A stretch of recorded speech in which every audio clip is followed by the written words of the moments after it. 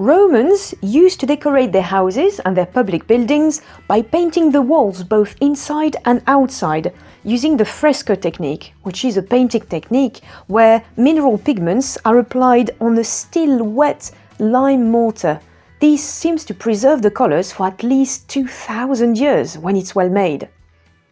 Now, paints are very different from dyes.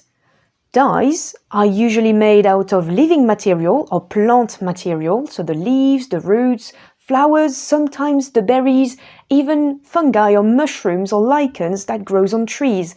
And dyes are used to color your clothes, to color wool or linen, for example. Now for a paint, you need something that is not living, you need a mineral. And that's why I will show you how to make mineral pigments or earth pigments that you can use to paint like the Romans would have done on walls, or to be honest, on paper, on wood, on anything you want. So these are just a few examples of the minerals and pigments I am using and that the Romans would know and use at the time as well. For example, yellow, red and purple ochres, which are clays with iron oxide, so a type of rust if you like. And all these, even the purple one that's quite rare, are found in England. I found these in Clearwell Caves, which is in the Forest of Dean, and still produces purple, yellow and red ochres from the mine itself. Now this is chalk. We have terre verte, green earth, that comes from northern Italy or southern France at the time. And burnt sienna, a type of brown. We will make today this terracotta from earth that I found in Herefordshire on the travel. And that's just a clay colored with a nice orangey color. On the right, you can see powdered pigments. They are pure color and they are ready to be used to make a paint. They just have to be mixed with the medium of your choice. Water, oil, sometimes even tempera paint for the Romans, which is egg yolk with a bit of water and some pigment. Now these powdered pigments have to be made by processing rocks, stones or earth, any kind of minerals that is colored. Now if you are looking for some, and you will have to gather some today, the best place to go is to actually look on the fields around your house. I don't say to go in a field that is not yours. You can look into your garden, you can go on a walk and find any colored clays that are around. If you know a potter or if you do a bit of pottery, a lot of the clays that are white or even terracotta like this one are perfectly fine to make a pigment. If you don't find anything, you can potentially use chalk. Chalk makes a very nice white. If you have modern chalks, especially if you work with children, you might have any kind of color chalk, use them as such. Crush them into a powder. We'll see that later. Otherwise, when you go on a walk, you might find pieces of old bricks on the floor, usually near fields. That can be used and ground to make a pigment. To make mineral pigments, you will need some colored earth, or a stone that is really easy to grind. It can also be a dried colored brick, old brick that you find somewhere. You will need jars, clear jars, some water, and you will need a few spoons. They don't have to be made out of horn and wood, they can be modern spoons, and a pestle and mortar. You can use a modern marble pestle and mortar. You can use a wooden one if it's really an easy earth to grind, like the one I use today. Or you can use a flat stone, grindy stone, with a flat pebble. Have some cloth at hand and remember, every time you grind something that makes dust, like this earth will for example, you will need a dust mask and safety glasses. First, choose a pestle and mortar and make sure they're clean. Then, put your colored earth into the mortar.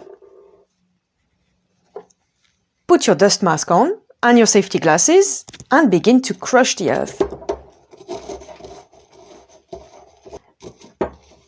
Be gentle, otherwise pieces of stones or dried earth might fly away out of the mortar everywhere and can even end up in your eyes. Hence why safety glasses are very important there. Keep grinding until you get a very fine powder. What can be useful at that stage, especially to avoid having a lot of dust coming out of the grinding material, is to add a bit of water. Don't worry about it, because in any case, we will need to soak the powder into water. So add some water, and now grind as fine as you can. You can hear the noise it makes, maybe. It's a bit like grinding sand. It means in that pigment, not everything is color. You will have quite a lot of sand, maybe some bits of roots, of leaf, or debris. It really depends.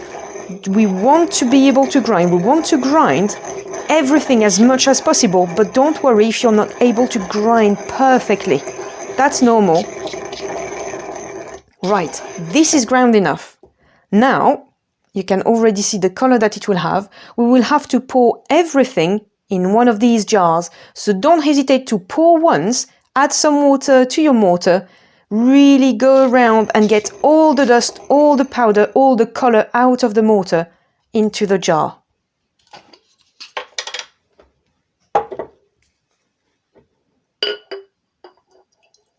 Up.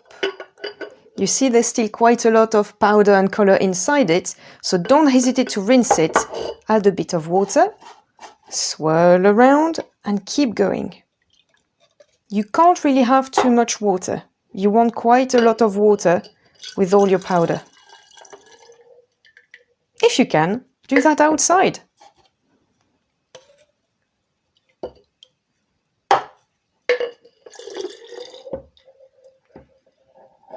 Feel free to use a spoon to scrape and get everything into your jar. Here you go. Once all the colored water is in the jar, don't hesitate to close it and give it a good swirl. The principle is that the heaviest particles will fall at the bottom, so all the grit, the sand and everything you don't want in your pigment will be completely at the bottom of the jar and will stay there. Now what you want to keep is the colored water at the top with the light pigment particles.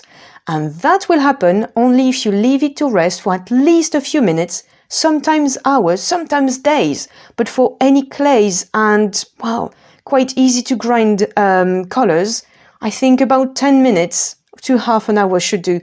But check on it every 5 minutes, and if you see a big difference, then it will be ready. This one, I will leave it to settle for about 10 minutes and I will show you the result.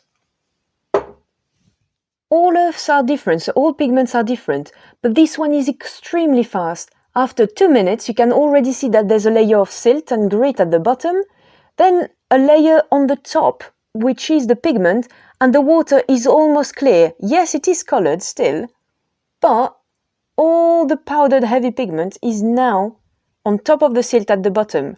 What I need to do is to get rid of the particles, roots and leaves from the top surface, so I will pour away some of that colored water once it will have settled a bit more. Then I will fill it up with a little bit more clear water and I will try to separate quickly the silt layer and the pigment layer. So I will pour a little bit of water out from the top to remove the roots, leaves and debris. Then I will swirl it completely again and make sure as soon as the silt and the sand is at the bottom, I will pour that colored water in another jar and then we'll see what happens. I have poured the top water aside for the moment, so that will be discarded afterwards. And I have added a little bit of clear water. So now I know that there's silt at the bottom that I don't want to keep. I want it to stay in this jar, and I want the colored water with the light color particle, the light pigment particle, to be poured in the other jar. So I'll give it a very gentle swirl and very gently pour it to leave the sand completely at the bottom of this one. I only want the colored water. Whoop. There you go. So you see in this one, for example, we have a lot of sand still at the bottom. So that will be discarded. You can keep it to give texture to your painting. I usually keep it in a separate box so you can see the sun there. There's still a little bit of pigmented water there at the bottom, so you can add some water, swirl it, leave it to rest again, and then keep the colored water in the same dish. So I will do that. Now that we got rid of the sand and the grit that was at the bottom, we need to keep that layer that fell completely at the bottom as well. That layer is the pigment. It's the heavy color particle that just fell at the bottom out of the water. This is called the levitation method. And that's basically the principle, to leave the pigment to fall at the bottom of your jar and to get rid of as much water that is still at the top there. So all this will be carefully poured away. Very carefully, try to keep all your pigments, but if a little bit of pigment goes, it's not a big issue. So we'll pour away as much of that water as we can, especially as there's still dust and roots in, and we will try to keep that pigment powder still wet with a bit of water in a second jar or Tupperware, and we'll leave it to dry completely. And here we are. This is a tiny little jar of the powdered pigment that I left to dry. You can leave it in the sun or you can leave it near a source of heat. Try to not put it in your oven, though it can work if you really want to speed things up. About 70 degrees, but make really sure this is not a pigment that will change color when you heat it up a little bit. It's always better to leave it to dry naturally. So I left this one in the sun, even if it's not the best technique. And now I have a tiny little pot of a layer of cracked pigment. So that will have to go back in your mortar and you have to grind it into a very fine powder with your pestle and your dust mask, as fine as you can if you want to make some very fine art. Otherwise, if you powder this and use it with any kind of medium, it can be oil, water with PVA glue dissolved in it if you are working with children and you want to do some cave art or Roman frescoes on paper, and the rest is left to your imagination. I hope you enjoyed this video. I'll show you the finished product once I will have powdered this one. So here is the whole process we went through. From the dried earth that you gathered, that you collected somewhere, ground, put in some water. This is the first water we discarded with all the debris, leaves, roots, etc. Then we let it to settle down and all the grit and sand at the bottom will be discarded with a little bit of water. It will be left in that jar, but the colored water at the top with the pigment will be put in a second jar. In that jar, the pigment will then fall at the bottom and settle, and we'll get rid to as much water as we can. Don't worry if there's still a little bit of water on top of the pigment, because all that pigment and water will be put in a last jar, left to dry completely, then ground again in the pestle and mortar, and turned eventually into our powdered pigment. And this is how you can make earth pigment, mineral pigments. This is Herefordshire terracotta, but I hope you will go around and find as many different colors as you can. And always remember, use some goggles, use a dust mask, and ideally work outside, and you're ready to make colors, pigments and paints like in Roman times.